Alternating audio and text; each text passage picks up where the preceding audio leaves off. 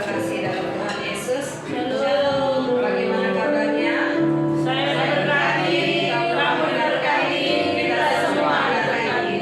Karena kita sudah berkati, maka kita harus semangat apapun keadaan kita.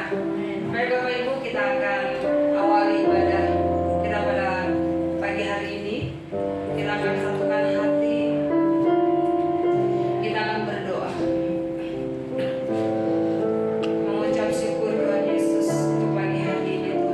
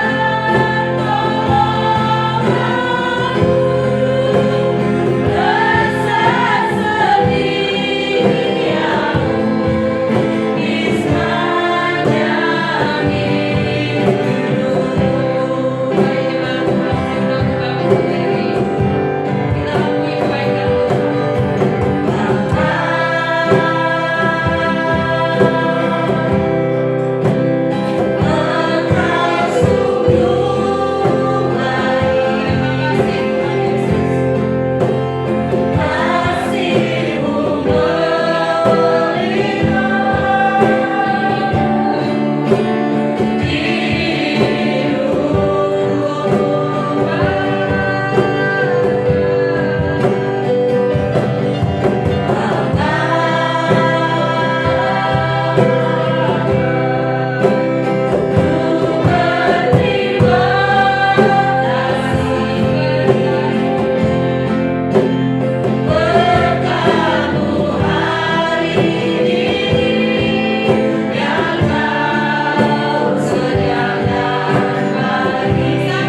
kita katakan mulai.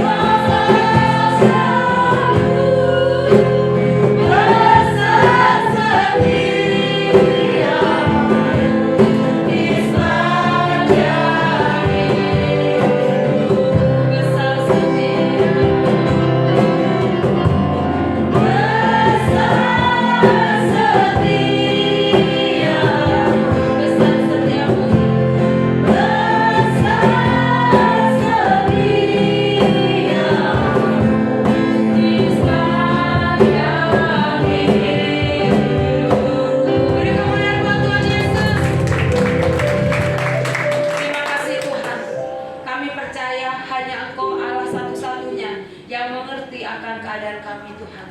Terima kasih Tuhan, Kau sangat baik, teramat baik bagi kami. Pertolongan Tuhan tepat pada waktunya. Oleh sebab itu Tuhan, setiap kami di tempat ini Tuhan, kami mau lebih lagi bersorak-sorai bagi Tuhan. Kami mau memuji nama-Mu Tuhan. Biarlah setiap kami Tuhan boleh mengucap syukur atas kebaikan-Mu Tuhan. Terima kasih Tuhan, karena kami percaya kasih setia Tuhan tidak akan pernah berkesudahan. Hari ini, besok, sampai selama-lamanya. Engkau Allah yang tetap mempedulikan kami. Engkau Allah yang tidak pernah meninggalkan kami. Terima kasih Tuhan. Terima kasih Roh Kudus. Haleluya. Sama-sama katakan amin. Kita punya Allah yang hebat. Amin. Dia tahu apapun keadaan kita, ekonomi, keluarga.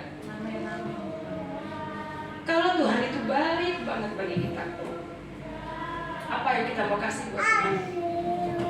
Oleh sebab itu kita hari ini kita mau bersuka cita, karena Tuhan Allah yang kita sembah nggak pernah habis-habisnya mengasihi kita. Nah, Bapak Ibu, kita tepuk tangan di atas kepala. Hidup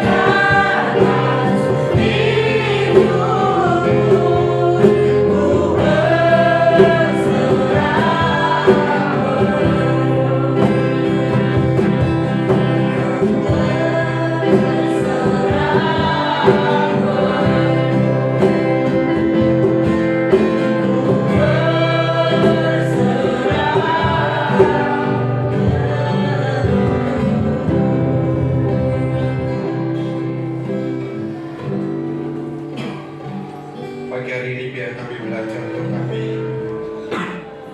menyerahkan kehidupan ini dengan penuh di hadapan-Mu Tuhan. Sekalipun tidak mudah, tetapi kami mau belajar percaya. Bila kami mau belajar untuk kami terus berjalan sesuai dengan setiap rencana itu Tuhan.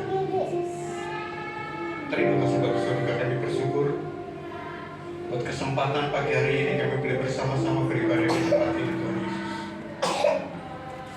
Kami boleh memuji dan menyembah nama Tuhan. Biar setiap pujian yang kami berikan pagi hari ini kiranya Tuhan berkenan. Kami persembahkan pujian penyembahan jiwa roh tubuh kami hanya untuk-Mu Tuhan Yesus. Pagi hari ini kami tiba saatnya untuk kami mau belajar firman-Mu Tuhan. Urapi kami dan persiapkan hati kami. Dan firman-Mu pagi hari ini jatuh di dalam tangan yang subur, berakar, bertumbuh dan berbuah di setiap langkah kehidupan kami. Terima kasih Bapak Surga, segala puji hormat kemuliaan hanya bagi-Mu. Di dalam nama Tuhan Yesus Kristus kami siap mendengar firman-Mu. Haleluya, sama-sama katakan amin. Ya, silakan Bapak Ibu.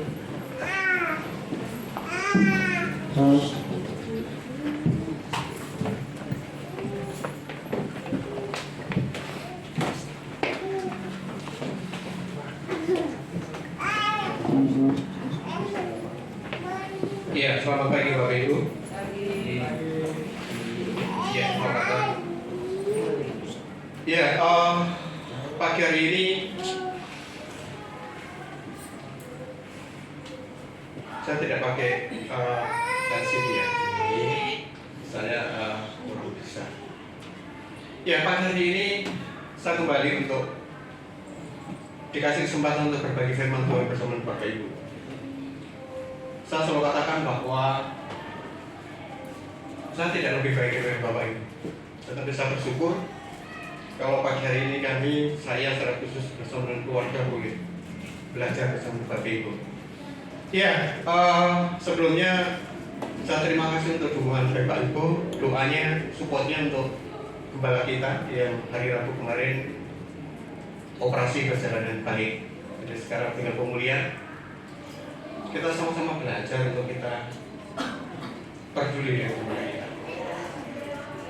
Seimbang, jadi kita belajar untuk kita peduli dalam keadaan gembala kita yang saat ini operasi penglihatan sebelah kanan, dan saatnya untuk kita memperhatikan gembala kita. Jadi kalau selama ini mungkin ibu gembala atau bapak gembala yang memperhatikan kita, mari kita sama-sama memperhatikan gembala kita. Iya, pagi hari ini saya akan mengambil tema tentang terhimpit atau terjepit. Semoga saya bisa membawakan tema ini, karena saya yakin bahwa setiap kita pernah mengalami situasi di tengah-tengah keluarga kita, mau di tengah-tengah kehidupan kita, itu dalam kondisi kejepit atau terhimpit. Mungkin bahkan Bapak Ibu sampai saat ini saya ada dalam kondisi seperti ini Bapak Ibu. Tetapi jujur bahwa 32 pernikahan kami, 80% itu kami dibawa di dalam kondisi-kondisi yang seperti itu Bapak Ibu. Pagi hari ini saya akan berbagi responnya apa sih ketika kami atau ketika setiap kita ada dalam kondisi yang terjepit atau terhimpit Bapak Ibu. Ya, kita akan buka di dalam 1 Korintus 4 yang pertama.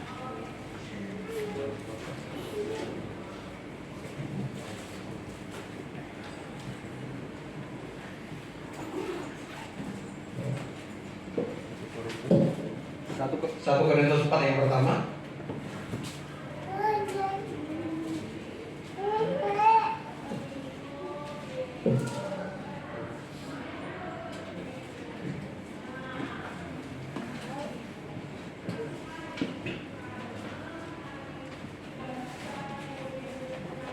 Ya, 1 Korintus 4 yang pertama saya akan bacakan bagi Bapak Ibu pagi hari ini. Demikian firman Tuhan. Demikianlah hendaknya orang memandang kami sebagai hamba-hamba Kristus yang kepadanya dipercaya rahasia Allah. Bapak Ibu, saya ulangi bahwa demikianlah hendaknya orang memandang kami. orang-orang di luar itu memandang setiap kita, Bapak Ibu maupun saya. Biarlah orang-orang memandang kami sebagai hamba-hamba Kristus yang kepadanya dipercaya rahasia. Keren gak Bapak Ibu? Orang di luar sana, orang yang belum mengenal Tuhan, orang di lingkungan kita memandang kita sebagai orang yang dipercaya untuk kita memegang rahasianya Tuhan. Alangkah baiknya kalau orang-orang di sekitar Bapak Ibu yang belum mengenal Tuhan, yang belum percaya, baik itu di sekitar sekolah kita, di sekitar kuliah kita, di kampus kita, mungkin teman-teman bisnis kita, teman pekerjaan kita, atau mungkin dimanapun kita berada, di tetangga kita, alangkah baiknya mereka memandang kita, memandang Bapak Ibu sebagai orang-orang yang kepadanya dipercaya rahasia Tuhan. Sehingga kalau mereka butuh jawaban dari setiap pergumulan, setiap persoalannya, ketika mereka memerlukan suatu contoh atau keteladanan dari setiap kita, atau mereka mungkin bertanya apa sih rahasianya untuk kita bisa membangun rumah tangga yang langgeng, orang itu datang kepada kita karena mereka memandang setiap kita adalah orang yang dipercaya rahasianya Tuhan. Itu kan keren. Orang pada kita untuk kita datang kepada kita, bagaimana sih caranya untuk kita bisa membangun rumah tangga kita dengan baik. Bapak Ibu, saya harap bahwa itu ya orang pandang tentang Bapak Ibu. Itu ya orang-orang di sekitar kita yang melihat kita, bahwa mereka memandang kita adalah orang-orang yang dipercaya oleh rahasianya Tuhan. Karena apa Bapak Ibu? Karena setiap hari Minggu kita dibekali dengan rahasianya kerajaan Allah. Seperti pagi hari ini, setiap hari Minggu kita dititipkan dengan rahasianya Tuhan. Setiap hari Minggu Bapak Ibu dibukakan setiap rahasianya Allah. Bedanya adalah ketika Bapak Ibu punya rekan atau punya saudara yang datang kepada Bapak Ibu, saya punya rahasia, saya akan cerita dengan Bapak Ibu, tapi dengan syarat, tolong jangan ngomong-ngomong kemana-mana, betul? Ketika orang yang datang kepada kita, dia cerita tentang rahasianya, ada syaratnya. Bapak Ibu gak boleh cerita kemana-mana, jangan usah ngomong kemana-mana gitu kan. Tetapi bedanya ketika rahasia yang Tuhan berikan buat setiap kita, rasa itu yang harusnya justru kita berikan, kita ceritakan kepada setiap orang yang datang pada kita. Bapak Ibu, setiap hari Minggu Bapak Ibu dibukakan sesuatu yang tersembunyi. Setiap hari Minggu Bapak Ibu dibukakan segala sesuatu yang terselubung. Dan ketika Bapak Ibu menerima setiap hari Minggu segala sesuatu yang rahasianya Tuhan, dan kita praktekkan dalam kehidupan kita, kita jalankan dalam kehidupan kita, saya yakin bahwa kehidupan Bapak Ibu pasti akan berbeda dari orang di luar. Saya yakin bahwa gaya hidup Bapak Ibu, nilai-nilai kehidupan Bapak Ibu beda dengan orang yang belum mengenal Tuhan Bapak Ibu. Sehingga orang-orang di luar sana, orang-orang yang di sekitar kita kemudian bertanya-tanya, bagaimana caranya sih Bapak Ibu bisa menang dari setiap permasalahan yang ada. Orang-orang kan datang kepada Bapak Ibu, bagaimana sih Bapak Ibu bisa melalui setiap permasalahan, permasalahan yang senantiasa silih berganti, tetapi Ibu Bapak Ibu tetap tenang, Bapak Ibu tetap sabar, dan Bapak Ibu bahkan tambah sebab menangnya. Dan orang itu akan cerita, apa sih Pak rahasianya? Bapak Ibu sekali lagi bahwa biar mereka memandang Bapak Ibu dan saudara sebagai hamba-hamba Tuhan yang kepadanya dipercaya rahasia Allah. Kita buka dari 1 Korintus 4 yang kedua dikatakan, demikian firman Tuhan. 2 Korintus 4 yang kedua, yang akhirnya dituntut dari pelayan-pelayan yang demikian ialah bahwa mereka ternyata dapat dipercayai.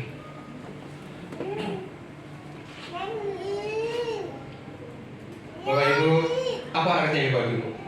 Kita nggak cuma sekedar bicara, kita nggak cuma sekedar bisa ngomong, kita nggak cuma sekedar teori untuk kita bisa bicara di mana-mana, tetapi kita melakukan, kita mempraktekkan setiap apa yang kita bicarakan itu dan kita lakukan.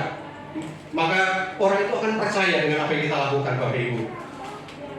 Sekarang ini atau pagi hari ini Saya akan memberikan rahasia kepada Bapak Ibu. Sesuatu yang sangat sederhana, sesuatu yang sangat simpel, yang seringkali justru ini nggak dipandang oleh manusia. Oh, ini sesuatu yang nggak benar gitu kan.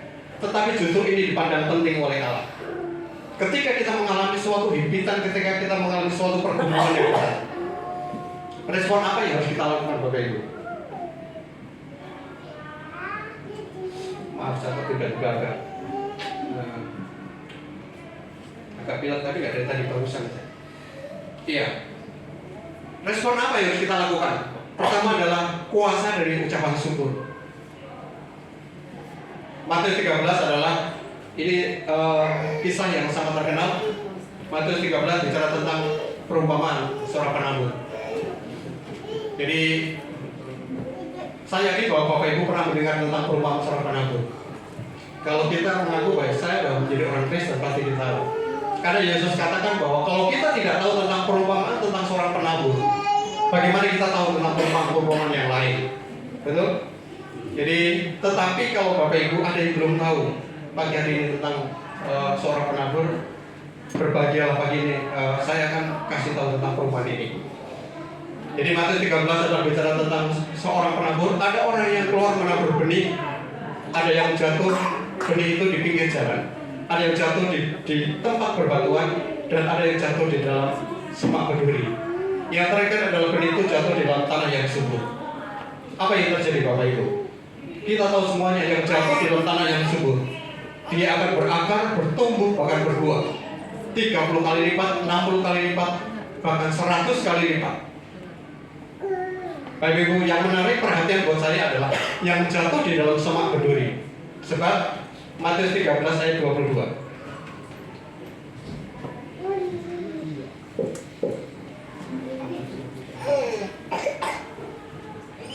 Matius 13 ayat yang ke-22.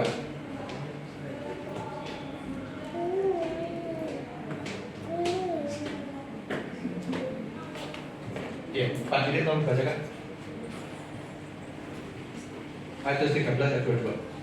Yang ditaburkan di tengah semak duri ialah orang yang mendengar firman itu, lalu kekhawatiran dunia ini dan tipu daya kekayaan menghimpit firman itu sehingga tidak berbuah.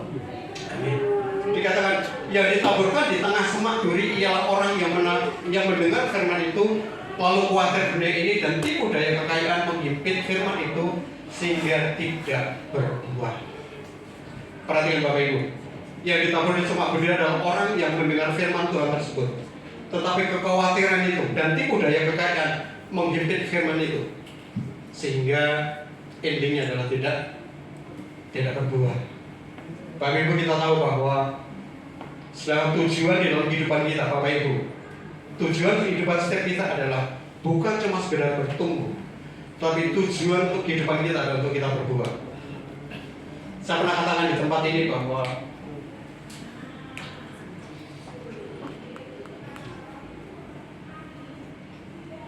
berbuah artinya menghasilkan sesuatu yang bisa dinikmati oleh orang lain.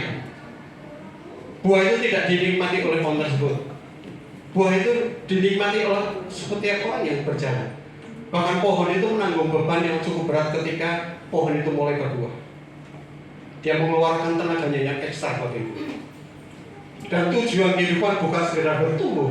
Itu sebabnya kalau ada orang yang datang di setiap kita di tempat ini kata bahwa kenapa datang ke sini? Saya bertumbuh. Saya mendengar hal seperti itu. Tetapi tidak cukup untuk kita bertumbuh.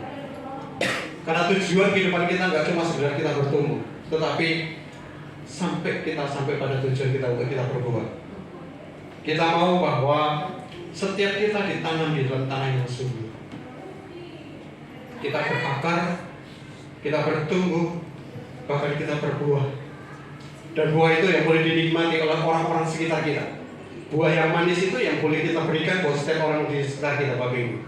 Karena tujuan kita hidup bukan cuma untuk kita bertumbuh saja. Karena kalau kita cuma bertumbuh saja, maka itu adalah sama saja bahwa kita adalah egois. Kita cuma hidup ini sekedar untuk kita mementingkan diri sendiri. Kita nggak mau peduli dengan lingkungan, kita nggak mau peduli dengan siapapun. Bahkan mungkin kita tidak peduli dengan keluarga. Yang penting saya. Bapak Ibu, Sebuah buah artinya adalah ketika kita mulai memiliki suatu kecukupan dan kita mulai memiliki suatu keputusan untuk kita menjadi saluran berkat bagi orang lain. Kalau kita cuma bertumbuh bertahun-tahun penasaran di tempat ini bahwa sesuatu yang menakutkan Bapak Ibu. Kita diciptakan kehidupan ini bukan untuk kita menjadi raksasa yang besar tinggi, tetapi kita dituntut untuk menghasilkan buah yang boleh dinikmati oleh orang lain. Bapak Ibu, ada orang-orang yang mendapatkan keuntungan dimanapun Bapak Ibu berada. Koreksi dalam kehidupan kita. Apakah dimana ketika saya bekerja, ketika saya berkomunitas, ketika saya bertempat tinggal, apakah saya memberikan keuntungan buat orang lain? Ataukah justru kebalikannya Bapak Ibu? Menjadi batu sandungan buat sesama kita. Kita justru perkataan kita menjadi sesuatu yang negatif buat lingkungan kita. Tetapi pagi hari ini bahwa biarlah orang-orang yang bersama-sama dengan kita mendapat suatu keuntungan karena keberadaan kita. Karena apa yang ada di tangan kita, berkat yang Tuhan berikan kepada kita akan memberikan bagi sesama kita. Kita akan buka dalam Matius 13:22. Di dalam bahasa sehari-harinya demikian. Benih yang jatuh di tengah-tengah semak berduri ibarat orang-orang yang mendengar kabar itu, tetapi khawatir tentang hidup mereka dan ingin hidup mewah. Karena itu kabar dari Allah terhimpit dalam hati mereka sehingga tidak berbuah. Itu dalam bahasa sehari-hari. Terhimpit. Firman Tuhan yang didengar, rahasia Tuhan yang kita dengarkan, yang dibukakan setiap hari Minggu, minggu demi minggu dan tahun demi tahun. Kekhawatiran dunia itu yang akhirnya menipu kita untuk kita menjadi khawatir karena kekayaan, keberlakuan yang diiming-imingkan dalam kehidupan kita. Karena apa demikian? Karena iblis yang senantiasa berusaha untuk menakut-nakuti, untuk memberikan kekhawatiran buat kita.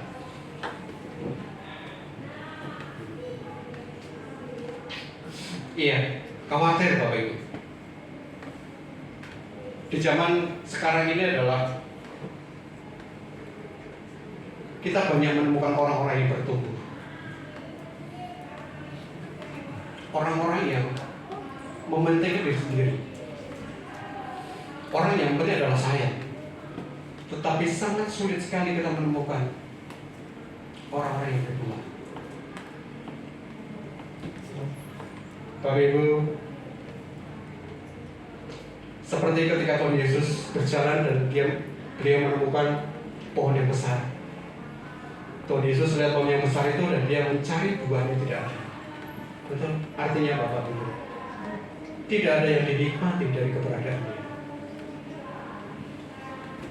Bagaimana dengan kehidupan kita?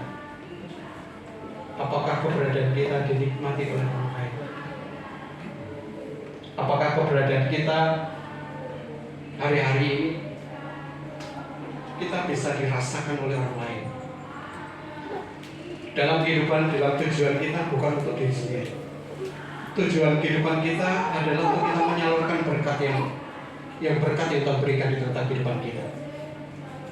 Apakah ketika saya pernah katakan dari keluarga saya, apakah ketika kita belajar memberi, apakah kita akan menjadi miskin? Apakah kita menjadi sesuatu yang sulit? Enggak gitu kan? Tapi ini yang sering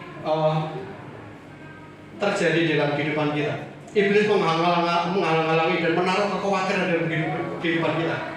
Iblis memberikan sesuatu yang aneh-aneh gitu kan? Kadang kita tertipu dengan setiap perasaan-perasaan yang ada dalam kehidupan kita. Ketika kita akan memberikan suatu berkat buat orang lain, ketika kita mau memberi di tengah-tengah pekerjaan Tuhan di tempat ini, iblis mulai menggoda kita. Kadang-kadang kita berpikir, apa cukup bulan depan ketika kita akan memberikan kepada orang lain? Ketika kita memberi pekerjaan Tuhan di tempat ini, memang cukup gajimu nanti di akhir bulan. Itu orang yang lebih kaya gak pernah memberi itu, masa kamu mau memberi? Apakah Bapak Ibu mau tetap sepakat dengan diri kita bahwa saya akan mau memberi? Saya akan mencoba untuk kita berdua. Ataukah justru kita akan tarik diri Bapak Ibu?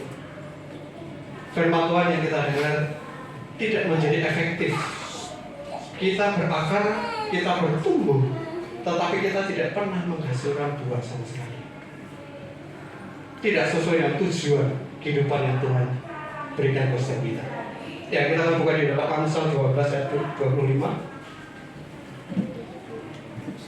Amsal 12.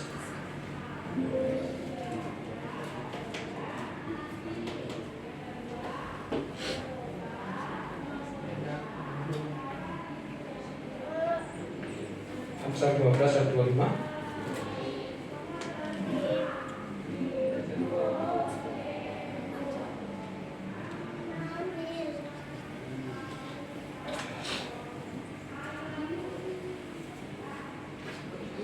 Saya akan bacakan bagi Bapak Ibu. Demikian firman Tuhan. Kekhawatiran dalam hati membungkukkan orang, tetapi perkataan yang baik menggembirakan dia. Dalam bahasa sehari-hari dikatakan, terjemahnya adalah rasa khawatir mematahkan semangat, tetapi kata-kata ramah membesarkan hati.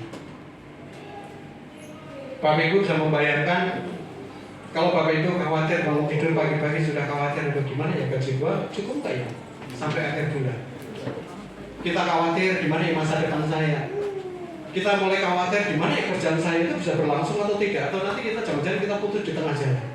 Khawatir dan terus khawatir yang kita hadapi gimana ya bisnis saya nanti kira-kira bulan ini bisa mencukupi nggak ya, dan segala dan lain sebagainya Bapak Ibu. Khawatir dan terus khawatir itu adalah di dalam terjemahan bahasa sehari dikatakan bahwa semangat yang patah ketika kita khawatir, dan tidak ada yang lebih parah daripada orang yang patah semangat. Bapak Ibu pernah menghadapi orang-orang yang patah semangat? Orang yang patah semangat itu adalah orang yang semua sudut pandang itu pasti negatif. Betul? Orang yang patah semangat itu udah susah untuk dibawa. Kita baru berjalan kena macet, ya udah ngomel-ngomel. Kita ke gereja nggak disalami oleh gembala maupun ibu gembala, bilang wah sombong banget sih gembala kita. Semua dari kacamata yang negatif ketika kita tidak memiliki, ketika kita sudah mulai khawatir dan kita mulai dalam arti kata bagi kita patah semangat, cenderung negatif atau negatif yang dialami. Tetapi sebaliknya adalah kebahagiaan datang ketika keputusan kita mengucap syukur. Kenapa Bapak Ibu? Ketika kita mengucap syukur itu suatu kebahagiaan. Kebahagiaan datang untuk kita mengucap syukur itu artinya gini Bapak Ibu, memindahkan posisi yang negatif, kita pindahkan kepada posisi yang positif Bapak Ibu. Jadi kalau Bapak Ibu datang ketika keputusan untuk mengucap syukur itu memindahkan dari posisi yang negatif kepada yang positif. Ketika bangun tidur meskipun Bapak Ibu tahu bahwa semua itu belum bisa kita harapkan, apa yang kita hadapi itu belum kita bisa penuhi, tetapi paling tidak kita bisa bangun, gitu kan. Ketika ibu-ibu mungkin saya mau memiliki pengharapan nanti saya mau beli tas, gitu kan. Tetapi bersyukur walaupun sekarang belum bisa beli, tetapi masih memiliki tas. Kan yang paling penting kan bukan tasnya, gitu kan. Percuma ada tasnya tapi kalau isinya nggak ada, gitu. Betul nggak itu? Yang paling penting adalah isinya, gitu kan. Percuma seperti itu saya waktu bulan lalu ada yang memiliki pengharapan saya ingin punya sepatu seperti ini, gitu kan. Tetapi walaupun sampai detik ini saya belum bisa membelikan, tetapi bersyukur masih ada sepatu yang lain. Iya, sebab itu firman Tuhan pagi hari ini mengajarkan bahwa setiap kita adalah untuk kita mengucap syukur. Kita akan buat dalam Filipi 4 ayat 6.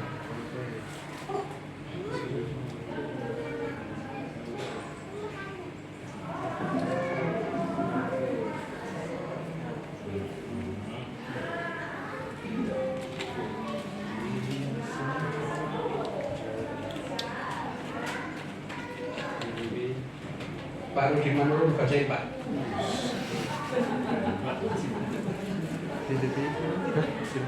Filipi 4 ayat ke-6.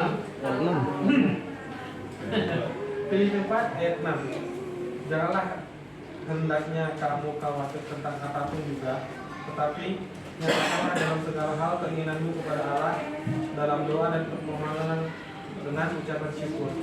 Amin. Dikatakan janganlah hendaknya kamu khawatir tentang apapun juga. Karena apa Bapak Ibu? Seperti tadi saya bilang, khawatir itu mematahkan semangat Bapak Ibu. Sedangkan kita perlu itu semangat dalam kehidupan kita. Perjalanan kehidupan kami 32 tahun itu panjang Bapak Ibu. Seperti tadi saya sampaikan, mungkin 80% kami dalam kondisi terhimpit, kondisi yang sulit Bapak Ibu. Mungkin keluarga Pak Agus sampai saat ini mungkin udah happy saja. Sampai detik ini kami juga pada kondisi yang seperti itu Bapak Ibu. Tetapi saya belajar untuk kita mengucap syukur. Seperti dalam Filipi 4 ayat 6 dikatakan, janganlah hendaknya kamu khawatir tentang apapun juga. Karena seperti tadi saya bilang, khawatir mematahkan semangat, sedangkan saya masih perlu itu semangat. Sampai saya melihat anak saya 2, sampai saya melihat bahwa anak saya belum selesai kuliah. Anak saya pertama masih perlu panjang untuk bersama-sama dengan kita. Bapak Ibu, tetapi wajar kalau kita katakan bahwa ya kita khawatir wajar lah, karena saya masih hidup. Namanya manusia Pak. Saya katakan betul. Khawatir itu juga saya punya Bapak Ibu. Tetapi di ayat yang ke-B tadi dikatakan bahwa bagaimana kekhawatiran kita itu adalah, tetapi nyatakanlah dalam segala hal keinginanmu kepada Allah dalam doa dan permohonan dengan ucapan syukur. Bapak Ibu, kalau ini contohnya adalah sebuah khawatir. Barang khawatir. Ketika khawatir ini Bapak Ibu berikan buat saya, apa yang harus saya lakukan? Apakah barang ini mau saya simpan? Barang ini akan saya betul ya atau enggak ya? Betul atau tidak? Saya timbang-timbang itu. Atau seperti ayat di dalam Filipi 4 ayat 6 tadi dikatakan bahwa khawatir ini kita nyatakan dengan segala keinginanmu dan segala doa kepada Tuhan. Kekhawatiran yang saya terima itu apakah langsung kita berikan kepada Tuhan untuk kita doa kepada Tuhan? Ambil Tuhan kekhawatiran ini. Ataukah sebaliknya justru kekhawatiran ini kita simpan di dalam kehidupan kita berhari-hari, berbulan-bulan, dan kekhawatiran itu akhirnya mengikat dalam kehidupan kita. Bapak Ibu, itu yang menjadi pertanyaan buat kita. Tetapi di dalam firman Tuhan pagi hari ini dikatakan bahwa tetapi nyatakanlah dalam segala hal keinginanmu kepada Allah dan dalam doa dan permohonan dengan ucapan syukur. Bapak Ibu, kalau kita selalu ada di dalam posisi khawatir tinggal di tata kehidupan kita, maka kita menghadapi hidup ini dengan sesuatu yang tidak puas. Kita dikit-dikit komplain, kita dikit-dikit mengeluh, kita dikit-dikit bisa melihat negatifnya orang, segala sesuatu yang kita marah-marah dan lain sebagainya, dan kita tidak akan bisa kita mengucap syukur. Apakah hidup tenang seperti itu Bapak Ibu? Kita akan buka di dalam 1 Tesalonika 5.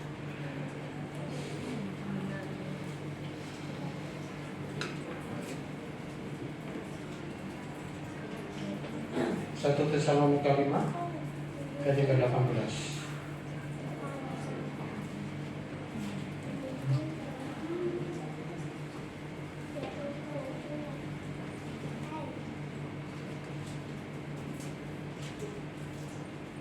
Pak Hulmus tolong baca Pak. Mengucap syukurlah dalam segala hal, sebab itulah yang dikehendaki Allah di dalam Kristus Yesus bagi kamu. Amin. Mengucap syukurlah dalam segala hal, sebab itulah yang dikehendaki Allah di dalam Kristus Yesus bagi kamu. Bapak Ibu, kalau Bapak Ibu pengen tahu apa sih yang dikehendaki Allah, itu satu, mengucap syukurlah dalam segala hal. Karena dengan mengucap syukur, seperti tadi saya bilang, Bapak Ibu pindahkan dari sesuatu yang negatif kepada posisi yang positif Bapak Ibu. Dan ini yang kadang-kadang sering kita keliru Bapak Ibu. Kita sering menunggu persoalan selesai baru kita mengucap syukur, betul? Kita mengucap syukur ketika doa kita sudah dijawab, kita mengucap syukur. Ketika kita belum terima doa, belum dijawab, ya kita nggak mengucap syukur, gitu kan? Kita maunya mukjizat dulu, kesembuhan dulu terjadi baru mengucap syukur. Kadang-kadang orang seperti itu, betul? Tetapi pagi hari ini saya katakan bahwa sedangkan kuncinya adalah justru ketika kita mengucap syukur, baru mukjizat itu datang. Kuncinya mukjizat datang adalah untuk kita mengucap syukur lebih dahulu. Justru ketika kita mengucap syukur itu adalah jalan keluar dalam persoalan keluarga kita, persoalan dalam ekonomi kita, persoalan dalam kehidupan kita. Mengucap syukur adalah lebih dahulu, Bapak Ibu.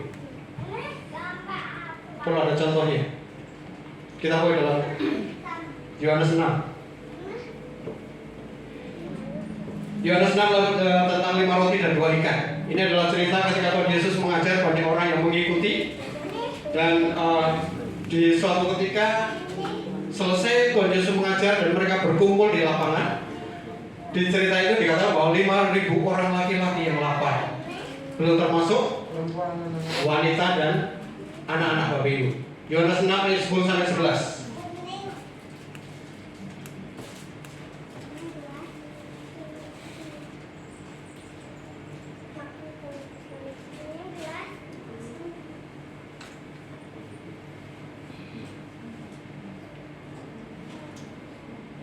Ya, saya akan bacakan Bapak Ibu. Yohanes 6, 10 sampai 11 demikian firman Tuhan. Kata Yesus, suruhlah orang-orang itu duduk. Adapun di tempat itu banyak rumput. Maka duduklah orang-orang itu, kira-kira 5.000 laki-laki banyaknya. Lalu Yesus mengambil roti itu, mengucap syukur dan membagi-bagikan kepada mereka yang duduk di situ. Demikian juga dibuatnya dengan ikan-ikan itu sebanyak yang mereka kehendaki. Bapak Ibu, Yesus mengambil roti yang cukup sedikit dan di tangannya, dan yang harus dipenuhi adalah 5.000 orang lebih yang mereka perlu makan. Mereka perlu dipuaskan karena yang seharian mengikut Tuhan dan dia lapar. Tetapi ketika Tuhan Yesus mengambil roti dan mengucap syukur, ketika Tuhan Yesus mengambil roti dan mengucap syukur kepada Bapaknya, apakah mukjizat itu sudah terjadi? Belum. Ketika Tuhan Yesus mengambil roti dan mengucap syukur, mukjizat belum terjadi.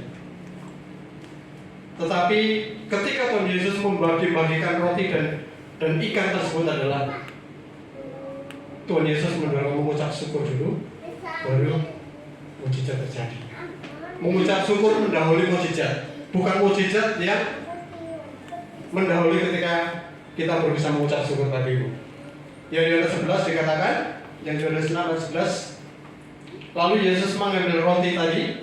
Cerita ini adalah tentang bagaimana Tuhan Yesus mengucap syukur kepada Bapaknya. Yang contoh yang kedua dari Yohanes 11.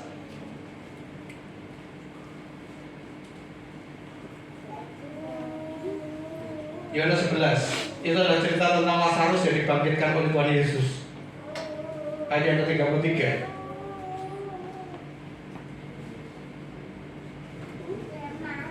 Yohanes 11 ayat 33. Demikian firman Tuhan. Ketika Yesus melihat Maria menangis dan juga orang-orang Yahudi yang datang bersama-sama dia, maka masuklah hatinya, ia sangat terharu dan berkata, "Di manakah dia kamu baringkan?" Jawab mereka, "Tuhan, marilah dan lihatlah." Maka menangislah Yesus. Kata orang-orang Yahudi, "Lihatlah betapa kasihnya kepadanya." Tetapi berapa orang di antaranya berkata, "Ia yang memelekkan mata orang buta, tidak sanggupkah ia bertindak sehingga orang ini tidak mati?" Bapak Ibu, bukan cuma setiap kita. Ketika kita melangkah, kita menjadi berkat buat orang lain. Ketika kita melangkah untuk kita mau memberkati pekerjaan Tuhan, baik itu mungkin secara keuangan maupun secara bangsa membawa makan untuk pagi. Ketika kita mau berdoa, bukankah apa yang dihadapi oleh Tuhan Yesus sama dengan apa yang kita hadapi? pasti ada aja orang-orang yang bicara negatif tentang kita. Pasti ada aja yang bicara tentang miring tentang kita. Seperti Tuhan Yesus katakan di sini. Tetapi beberapa orang di antaranya berkata, ia yang memelekkan mata orang buta, tidak sanggupkah ia bertindak sehingga orang ini tidak mati. Bapak Ibu, apakah dalam cerita ini Tuhan Yesus terpengaruh dengan kata-kata orang ini? Tidak, tidak. Ayat 38 dikatakan bahwa 39, kata Yesus, angkat batu itu. Marta saudara orang yang meninggal itu berkata kepadanya, Tuhan, ia sudah berbau sebab sudah 4 hari mati. Jawab Yesus, bukankah sudah kukatakan kepadamu, jikalau engkau percaya, engkau akan melihat kemuliaan. Bapak Ibu, ini yang kita garis bawahi. Tuhan Yesus berfirman kepada Maria dan Marta, dikatakan bahwa kalau engkau percaya, engkau akan melihat kemuliaan. Firman Tuhan ini berlaku sampai saat ini, Bapak Ibu. Kalau Bapak Ibu percaya, Bapak Ibu akan melihat kemuliaan Tuhan. Amin. Ya, ayat 41 dikatakan, maka mereka mengangkat batu itu, lalu Yesus menengadahkan ke atas dan berkata, Bapa, aku mengucap syukur kepadamu karena engkau telah mendengarkan aku. Aku tahu bahwa engkau selalu mendengarkan aku, tetapi oleh karena orang banyak yang berdiri di sini mengelilingi aku mengatakannya supaya mereka percaya bahwa engkaulah yang telah mengutus aku. Dan sesudah berkata demikian, berserulah ia dengan suara keras, Lazarus, marilah keluar. Orang yang telah mati itu datang keluar, kaki dan tangannya masih terikat dengan kain kafan dan mukanya tertutup dengan kain peluk. Kata Yesus kepada mereka, bukalah kain-kain itu dan biarkan ia berdiri. Bapak ini adalah contoh yang kedua. Tuhan Yesus mengucap syukur, berdoa kepada Bapaknya, baru mujizat itu terjadi. Mari kita sama-sama kita belajar. Ya, selama ini kita mungkin punya pemahaman bahwa kalau saya sudah dapat mujizat, saya akan mengucap syukur. Kalau jawaban doa saya sudah dijawab, maka saya boleh mengucap syukur. Tapi maukah kita bahwa kita mulai dibalik cara berpikir kita, justru ketika kita mengucap syukur, itu kuncinya untuk kita mengalami suatu mujizat. Ketika kita mengucap syukur, walaupun mungkin tidak ada dasarnya, Bapak Ibu. Ketika kita mengucap syukur, kita masih mengalami suatu pergumulan yang berat. Tetapi apakah kita mengucap syukur itu menjadi kunci bagaimana Tuhan pulihkan dalam kehidupan kita? Iya, Bapak Ibu. Yang justru kadang-kadang saya takutkan di Bapak Ibu. Kita justru yang hari lepas hari, kita bulan demi bulan, tahun demi tahun kita menunggu mujizat dan kita menunggu mujizat. Tetapi mujizat itu nggak kunjung datang gitu kan? Pemulihan itu nggak pernah kunjung datang gitu kan? Kita mau dibawa kemana kehidupan kita, Bapak Ibu? Itu yang harus kita mulai kita pikirkan, mulai kita mengambil keputusan. Mengambil keputusan untuk kita membuka mujizat itu dan kita mengucap syukur terlebih dahulu. Seperti kisah di Lazarus ini, Bapak Ibu. Tuhan Yesus mengucap syukur dulu dan ketika itu mujizat baru mengikuti Bapak Ibu. Ya. Di Kisah Para Rasul 16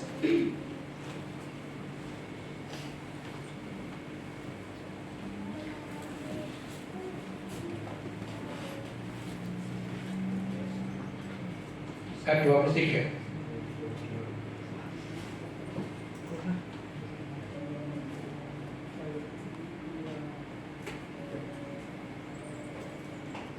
Ya, saya akan bacakan. Demikian firman Tuhan.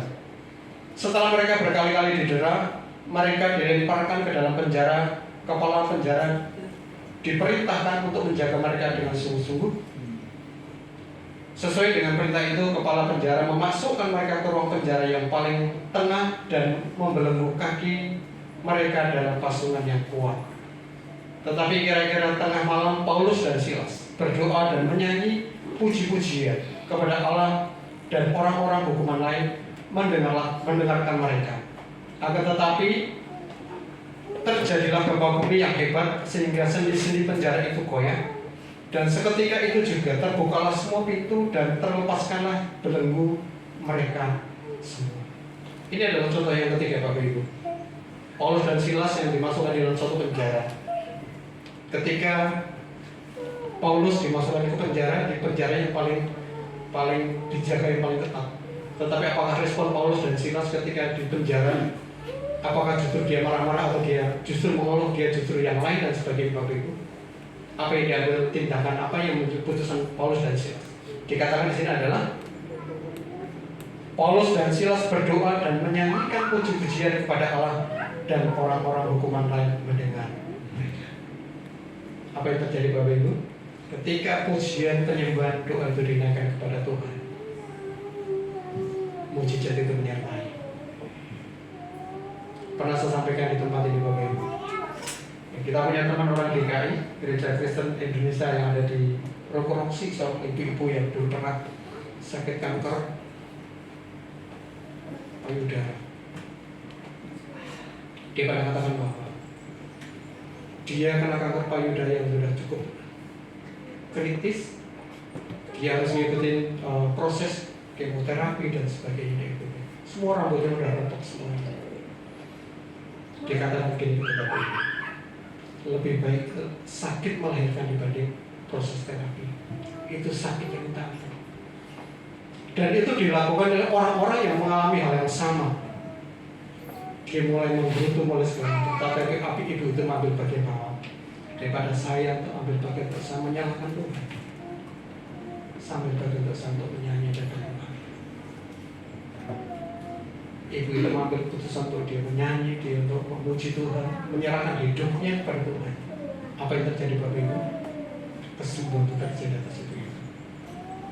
Bapak Ibu, mari kita sama-sama belajar. Kita menyadari bahwa kita ini adalah orang-orang yang dipercaya rahasianya Tuhan. Ada tanggung jawab di pundak kita. Dan biarlah orang-orang melihat kita menjadi hamba-hamba Tuhan yang kepadanya dipercayakan rahasianya Tuhan itu, Bapak Ibu. Kalau kita menyadari bahwa kita tuh posisi ada di situ, hidup kita tidak pernah main-main. Hidup kita tidak pernah sembarangan. Saya pernah katakan dengan istri saya, kalau hidup kita tidak lebih baik dibanding orang yang di luar, ngapain kita menjadi orang Kristen? Saya pernah katakan dengan tim saya di sini ada Kiki.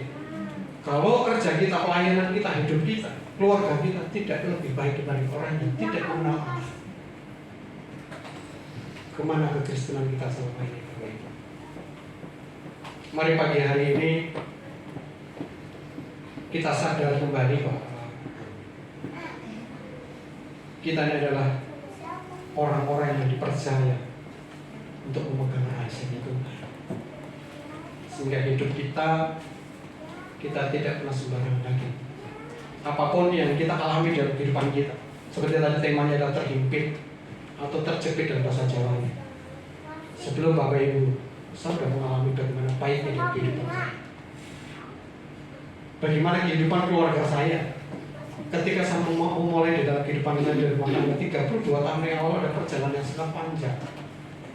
Kalau boleh dikatakan sebentar saya bilang 80% kami itu dalam keadaan sulit, dalam keadaan yang terhimpit. Tetapi saya sudah katakan dengan istilah, katakan apa sih yang diributkan? Kita uang nggak ada pada saat itu, kita nggak punya keluarga, kita nggak punya saudara. Hidup saya dengan istri saya, waktu lahiran anak saya pertama, apa yang kita ributkan? Dan saya pada saat itu baru memutuskan untuk saya masuk ke Kristenan.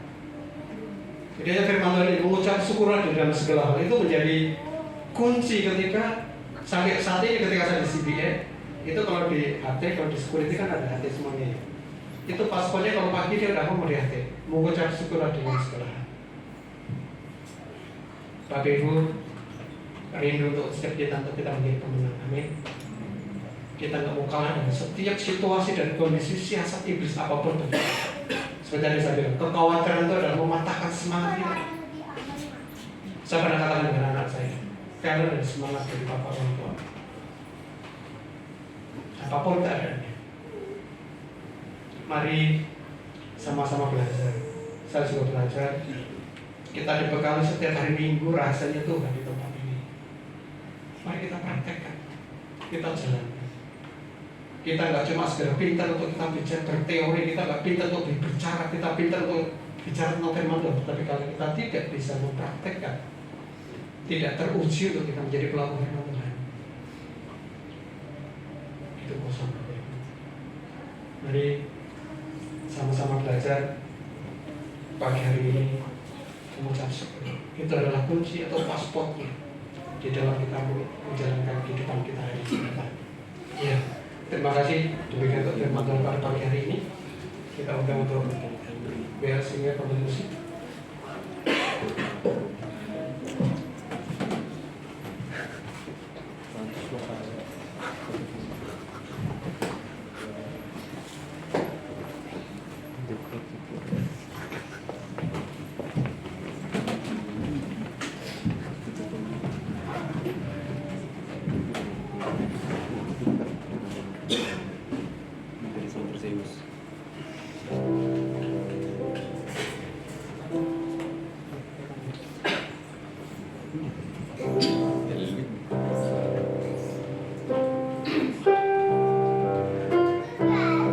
Kita undang pakai berdiri.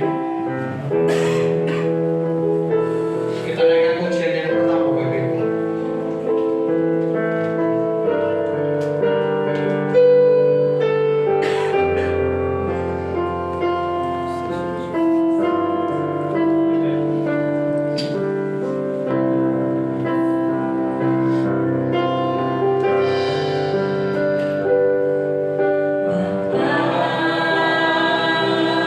Bapa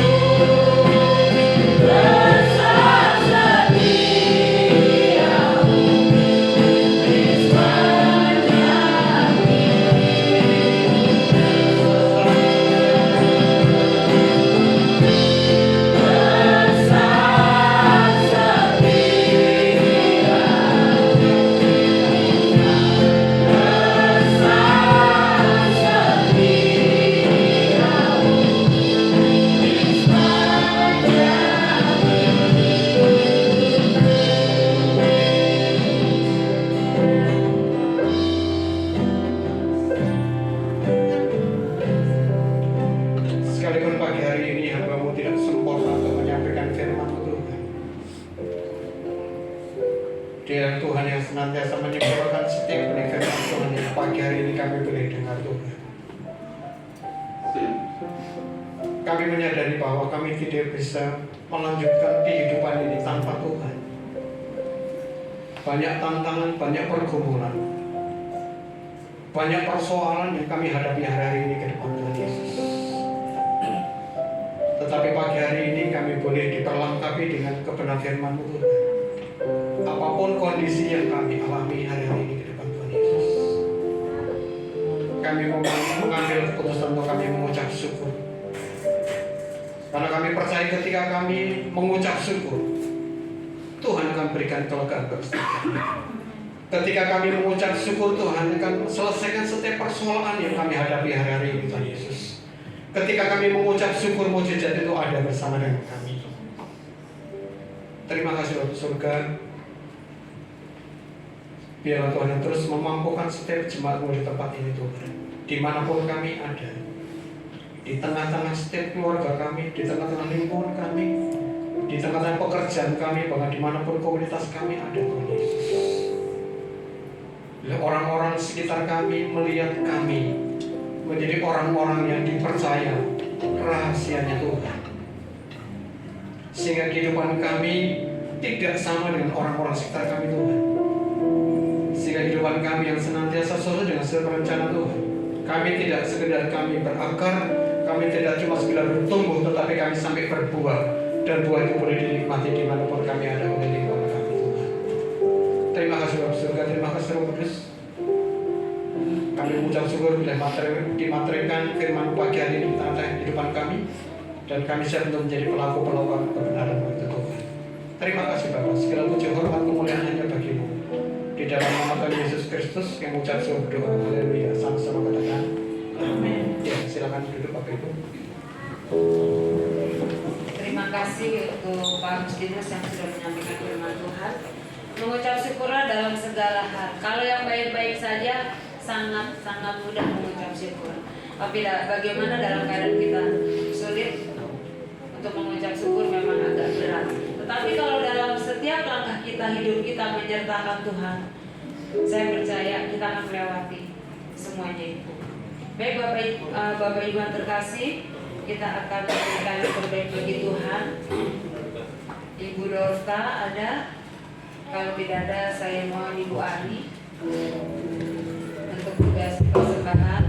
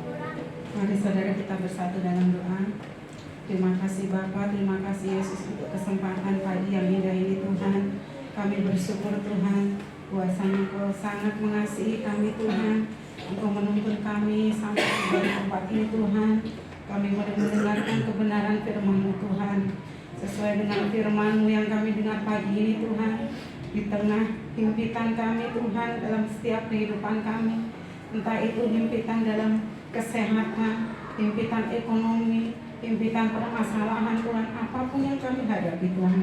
Namun Tuhan, Engkau sungguh baik. Engkau senantiasa hadir Tuhan dalam hidup kami. Terima kasih Tuhan. Kami bersyukur Tuhan untuk kekuatan